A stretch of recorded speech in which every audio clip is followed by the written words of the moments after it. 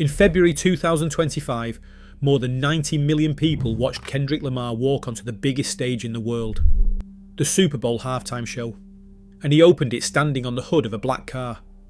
A low, boxy, menacing-looking coupe that almost nobody in that audience could have named.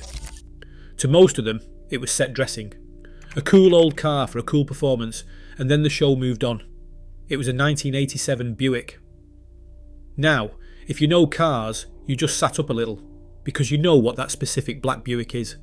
And if you only know music, stay with me, because the thing you're looking at has a secret that makes it the perfect object for Kendrick Lamar to stand on, and almost nobody has connected the two halves of this story. Here's the secret. On its window sticker, this car claimed 276 horsepower. That's less than a modern Honda Accord makes today. But on a factory test track, this Buick ran quicker down the quarter mile than a Ferrari F40. The F40 was the car Enzo Ferrari personally signed off on as the last Ferrari he would ever approve before he died. It is holy ground for car people, and a Buick beat it. Worse, Buick spent the entire time lying about how fast the car actually was. So you have a machine that hid its real power on purpose, and you have the most calculated artist in modern music choosing to stand on top of it in front of the largest television audience of the year. Those two facts are not a coincidence. They are the same story. Let me show you how they fit together. Start with why Kendrick was standing on that car and not any other, because nothing this man does on a stage is an accident. Kendrick Lamar was born in the summer of 1987.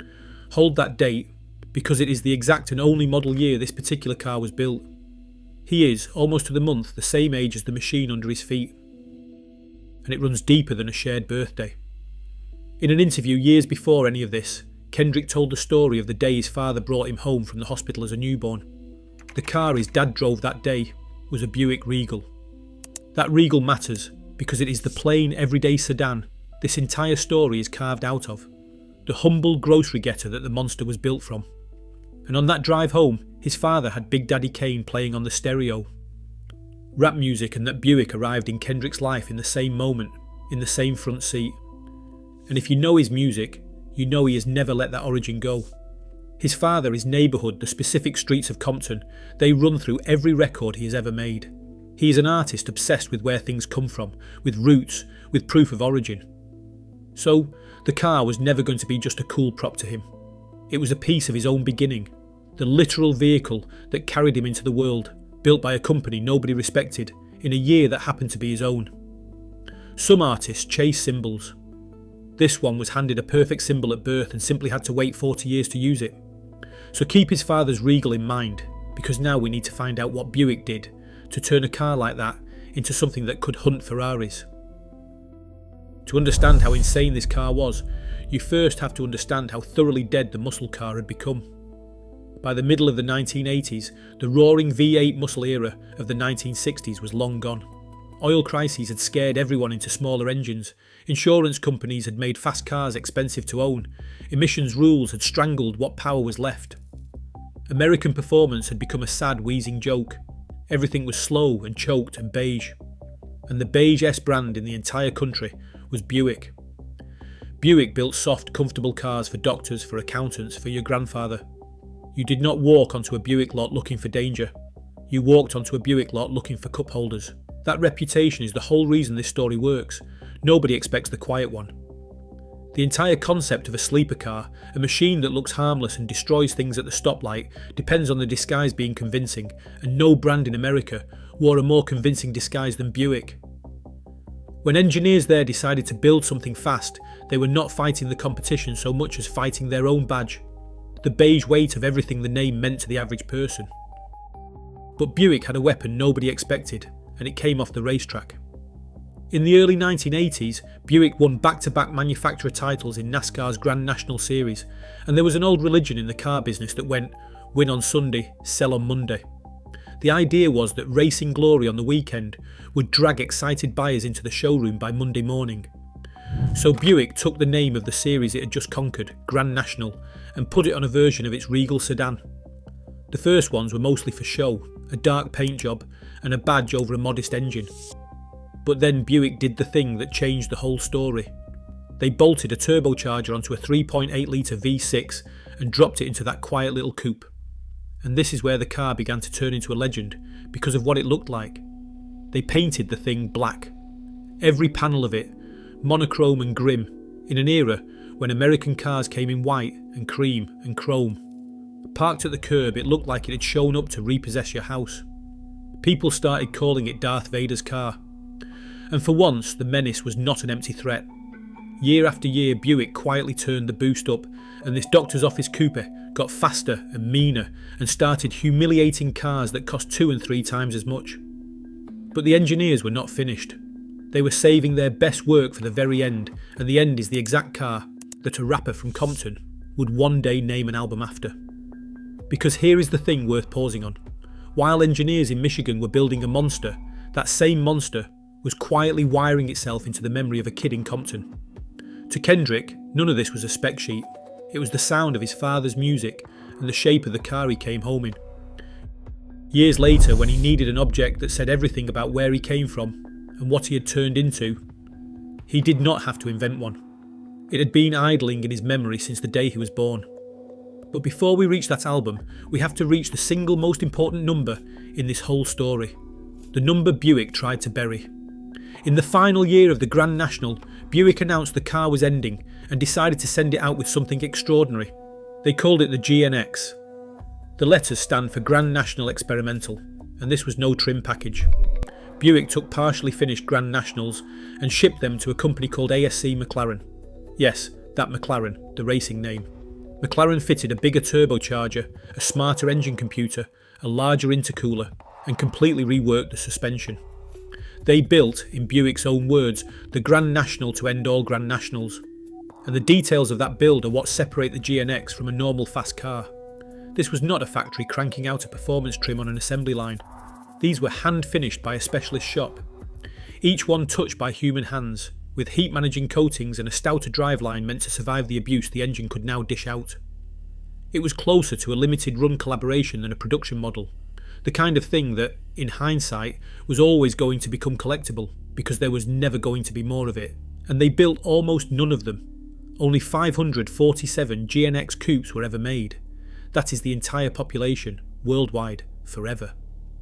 That scarcity is a huge part of why the car is worth a fortune today, and a huge part of why owning a real one would come to mean so much to a certain artist. So how fast was it? Officially, Buick stamped the GNX at 276 horsepower, and that number is the LIE.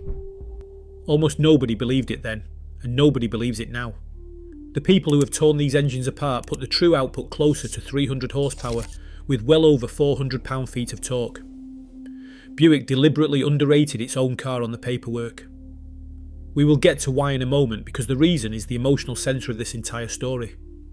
But first, the payoff the car half of this video has been climbing toward. In official track testing, the Buick GNX covered the quarter mile in 12.7 seconds at 113 miles per hour. In human terms, that made it 0.3 of a second quicker than the Ferrari F40. Sit with the absurdity of that. A Buick, built from a retiree's Regal, running quicker than the most exotic Ferrari of its generation, a car that cost something like 10 times as much money. Now, I want to be honest with you here, because the internet adores this fact and almost never tells the whole truth about it. That 12.7 figure came from Buick and McLaren's own testing on a track under close to perfect conditions. When the magazine Car and Driver ran their own road test on a GNX, they recorded a more grounded 13.5 seconds at 102 miles per hour. Still humbling for supercars of the day. Still a Buick sedan trading blows with Ferraris and Porsches. The point is to be the person in the comments who knows both numbers, not the one who only repeats the flashy one. But hold on the F40 for a second longer, because the comparison only really lands once you know what that car was. When Ferrari built the F40 in the late 1980s, it was not trying to make a comfortable Grand Tourer. It was building a street-legal race car to celebrate 40 years of the company, and it went to war on weight. No carpet, no door handles worth the name, just a pull cord. Plastic windows you crank by hand, a twin-turbo V8 strapped into a carbon fibre shell, with the singular goal of being savagely, uncompromisingly fast. It was, for a moment, the fastest production car in the world, and it wore the most valuable badge in the automotive universe. That is the car this Buick sedan out-dragged off the line. Not a soft luxury Ferrari, not an old one. The one Ferrari built specifically to prove it could still terrify people. A car with air conditioning and a back seat beat it to the quarter-mile stripe, and did it while looking like something your history teacher drove to work. So why would Buick hide a car this good?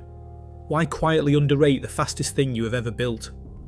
The answer is pure corporate politics, and it is the reason this stopped being just a car story and became a family betrayal. Buick and Chevrolet were both divisions of the same company, General Motors. And Chevrolet's Corvette was meant to be the crown jewel of the whole empire, GM's flagship, the fastest machine the company sold to anyone. There was just one problem. This Buick, this sensible 6-cylinder coupe your dentist might drive, was quietly faster than the Corvette. Inside GM, that was a scandal. So, the accepted story is that Buick kept its official numbers deliberately modest to avoid rubbing Chevrolet's face in the fact that the beige brand had just outmuscled the sports car brand. The fastest car in the building was told to keep its voice down.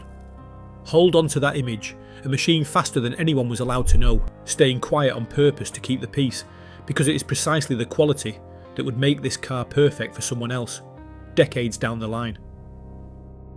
Which carries us back to Kendrick, and the biggest record of the year. Late in 2024, with no warning at all, Kendrick Lamar dropped a surprise record. He named it GNX. The cover was a photograph of him leaning against a black Buick GNX. In its first 24 hours on Spotify, that album pulled 74 million streams. It went on to a nomination for the top prize at the Grammys, Album of the Year. On one of its biggest tracks, he raps directly about wanting a black Grand National. This was not some obscure reference tucked away for gearheads to find. It was the title, the cover art, and the backbone of the year's biggest album from arguably the most important voice in music. And it was not a marketing stunt either. Months before the album, on a private Instagram account, Kendrick had posted about his own car and written a line that proves he understood exactly what this machine represents. He wrote that the best thing you can do is find a GNX, that the only thing that truly matters is the original paperwork, the build code being one of 547. Read that again. He was not talking about horsepower, he was talking about being rare, being documented, being unmistakably the real thing in a world stuffed with imitations. He had found the perfect mirror for himself, and it had been parked in his memory since he was an infant in his father's front seat. And that mirror goes further than most people notice because the entire album is about that exact idea. Kendrick had just come out of the most public feud in modern rap, a fight that came down to an argument about who was authentic and who was performing a character. His whole case, across song after song, was that he was the real one and his rival was manufactured. So of course the object he built the record around is a car that was more than it appeared, a genuine article hiding under an ordinary badge, a machine whose whole legend is that the paperwork proves it is the genuine article and everything else is an imposter. The car is not a decoration on top of the album's message, the car is the message. Rare, documented, underestimated and quietly more dangerous than anyone gave it credit for. He was not rapping about a Buick, he was rapping about himself and using a Buick to do it. So, now let both threads touch, because here is the twist that ties the entire knot, and almost nobody caught it live during the Super Bowl. That car Kendrick opened his halftime show standing on, in front of 90 million people. It was not a real GNX at all. A researcher named Bozi Tatarovich broke the footage down afterward and showed that the stage car was an ordinary Buick Grand National, modified and dressed up to impersonate the rarer, faster GNX. Think about what that actually means. The most watched performance of Kendrick's life was built around a tribute to a car famous for hiding what it really was, and the tribute itself was a car pretending to be something it wasn't. A disguise standing on a disguise. For an artist whose whole album was about authenticity, against imitation, about who is real and who is faking it, you could not script a more perfect accident if you tried. The hidden car, hidden one more time, on the largest stage in the world, and the setting could not have been bigger. The Super Bowl halftime show is the single most watched entertainment slot on American television. A stage where every second is fought over and every prop is chosen by committee. Artists rehearse these performances for months. Nothing that appears on that stage is there by accident, least of all the object the star chooses to make his entrance on top of. Kendrick could have opened on anything. He opened on that car. To the 90 million people watching, it read as style. To the handful who understood, it was a thesis statement about his entire career, delivered in the language of a machine that had been keeping the same secret since before he could walk. And what became of the 547 real ones? Buick killed the Grand National at the end of that final year, exactly as promised. The fastest car they ever built was also the last car they ever built in that line. It should have been the opening chapter of a Buick performance dynasty. Instead, it was a funeral. For years afterward, the GNX drifted into the same trivia bin as every other forgotten quick car. And then, slowly, the world caught up to what it had been. Collectors began hunting the survivors. Prices climbed past $100,000, then past $200,000. One pristine, barely driven example sold for $275,000. A car that left the showroom priced around $29,000 became a $250,000 object because rarity, attached to a real story, is the most valuable thing there is in the collector world. Think about the math on that for a moment. That is nearly a tenfold return on a car held for a few decades that you also could have simply driven and enjoyed the entire time. There are stories of these cars sitting for years with the factory plastic still on the seats, the window sticker still in the glove box, the odometer reading in the single or double digits, because their owners understood early that every mile driven was money evaporating off a museum piece. A Buick, of all things, became the kind of object people are afraid to start. And then something happened that no collector could have priced in. A car whose value had been built entirely on rarity and performance suddenly acquired a third kind of value, cultural value, the moment it became the centrepiece of the biggest album and the biggest performance in the country. The people bidding on GNXs now were not only car collectors chasing a fast Buick, they were fans chasing a piece of a cultural moment. The physical version of an album cover, the actual thing, a generational artist chose to represent himself. Two completely different worlds, gearheads and music fans, arrived at the same 547 cars from opposite directions and started competing for them. That is what happens when a machine stops being just a machine and becomes a symbol. And then Kendrick put it on an album cover and turned it into pop culture history, and the legend doubled all over again. Here is the detail that closes both halves of this story on the same frame. Kendrick Lamar does not merely reference the GNX, he owns a genuine one, an authentic GNX, unit number 191 of 547. Not a dressed up imposter like the one on the Super Bowl stage, but the true article, with the original paperwork he cares so much about. So the same object sits dead in the centre of both stories. On one side, a room full of Buick engineers who built something faster than anyone was permitted to know and kept quiet to protect the family peace. On the other, an artist who spent a career being underestimated and then revealed himself as the most dangerous one in the room. A car that hid its real power, a man who understood in his bones what that felt like. That is why he chose to stand on it. It was never set dressing. It was a self-portrait with an engine underneath. If you enjoyed watching two stories turn out to be one, do me a favour and subscribe, because this channel lives for the machines with a secret buried under the hood. And if you want another one right now, go watch the pickup truck that pulled the exact same trick on Ferrari on a drag strip for cash money in front of a magazine. It is sitting right here, and honestly, the story is even crazier than this one. I'll see you there.